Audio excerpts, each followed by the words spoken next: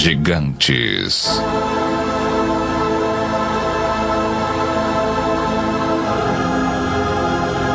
Mistério e mito. Os maias e os incas da América do Sul acreditavam que existia uma raça de gigantes na Terra antes do grande dilúvio. O mesmo se deu com muitas outras antigas civilizações.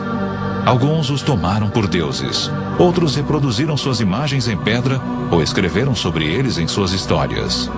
Os gregos e os romanos falaram de sangue que caiu do céu, indo regar o colo da deusa Gaia, gerando os titãs, uma raça de temidos gigantes.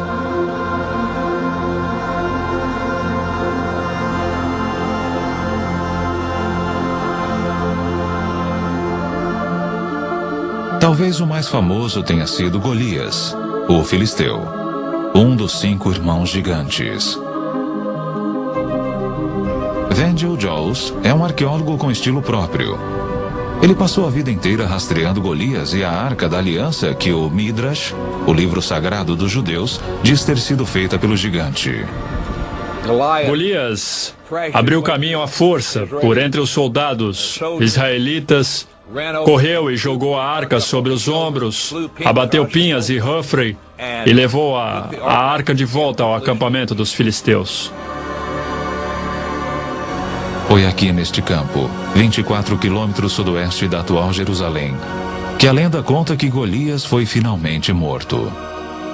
Não por um guerreiro gigante como ele próprio, mas por um menino insignificante, Davi, que, como indica esta placa do século IX a.C., mais tarde se tornaria rei dos israelitas. Davi enfiou a mão em sua sacola, de onde tirou essa coisa preta com longas correias de couro, e colocou-a em volta dos braços assim e disse: "Você veio me enfrentar com um broquel e armadura e um escudo e uma espada, mas eu vou enfrentá-lo em nome do Senhor, Deus de Israel." Ele então tirou outro par de correias da sacola, mas estas continham uma pedra.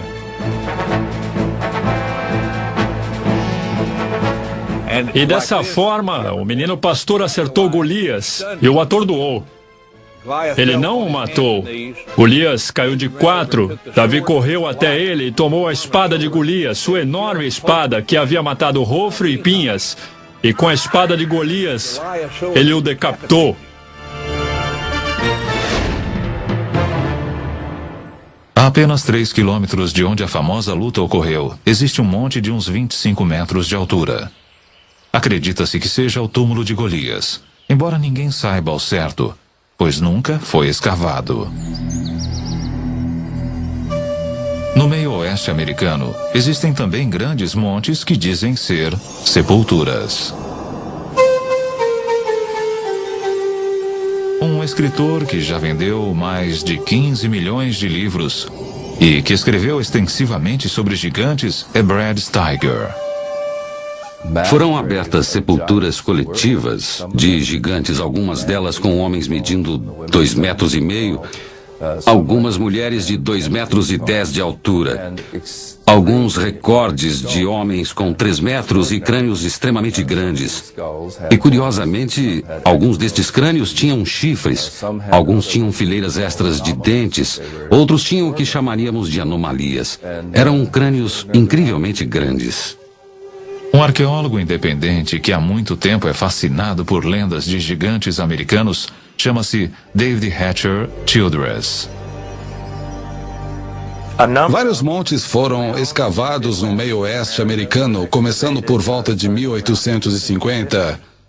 E, em muitos casos, eles encontravam esqueletos de pessoas com mais de 2,10 metros de altura. E, em muitos casos, tinham fileiras duplas de dentes, bem como, em alguns casos, 6 dedos em cada mão e 6 dedos em cada pé.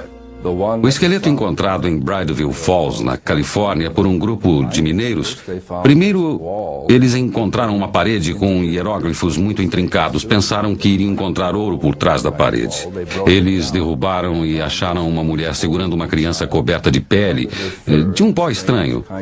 O mesmo tipo de restos mortais de uma mulher alta e mumificada foi encontrado no Texas, no Vale da Morte e em outras partes da Califórnia. Estes antigos recortes de jornal são tudo o que resta destes misteriosos gigantes. Vencedor do prêmio de melhor jornalista do ano, Jim Marrs tem especial interesse na ciência especulativa. A arqueologia naqueles tempos ainda estava gatinhando. Qualquer um que tivesse uma pá saía por aí vendo se encontrava alguma coisa. Porém, o interessante é que, na verdade, não podemos relacionar a descoberta desses corpos mumificados e fósseis e ossos gigantes com nenhum lugar em particular. Eles foram encontrados na Grécia, na Itália, foram encontrados no Oriente Médio e na América. E mesmo que descartemos alguns como sendo mistificação ou interpretação errônea de alguma outra coisa, ainda nos resta evidência suficiente para demonstrar que em certa época eles caminharam sobre a Terra.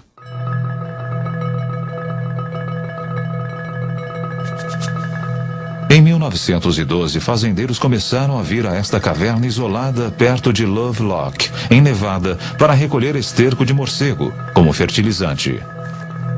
Do lado de dentro, uma surpresa os aguardava. Eles começaram a cavar a camada de 3 a 5 metros de esterco que havia aqui nesta caverna. E começaram a encontrar alguns artefatos estranhos. Eram reproduções de patos em cestas. Outros objetos para caçar e pescar no lago das proximidades, que agora está secando. Mas aí eles descobriram coisas muito estranhas, que foram aqueles gigantes mumificados. Esses gigantes tinham de 2 a 2,15 metros de altura. Em muitos casos haviam sido mumificados, enrolados como as múmias do Egito e tinham longos cabelos vermelhos até os ombros. Os fazendeiros não encontraram explicação para eles. Era a coisa mais estranha que já haviam visto, porém os índios Paiutes que viviam na região tinham conhecimento deles. Inclusive em 1883, Sarah Winnemucca, uma princesa Paiute, havia escrito um livro chamado A Vida entre os Paiutes. Neste livro ela fala bastante dos gigantes de cabelos vermelhos que viviam em torno deste lago e que moravam nesta caverna. Ela dizia que eram canibais. Aquela tribo devorava os mortos. Eles guerreavam com o meu povo. Meu povo saiu para trabalhar e juntar madeira para tapar a entrada da caverna. Por fim, meu povo ateou fogo e gritou para eles: rendam-se ou morrerão.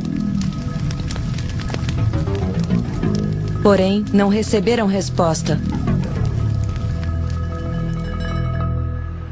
Agora, um dos maiores mistérios do Oeste é o que teria acontecido a esses gigantes.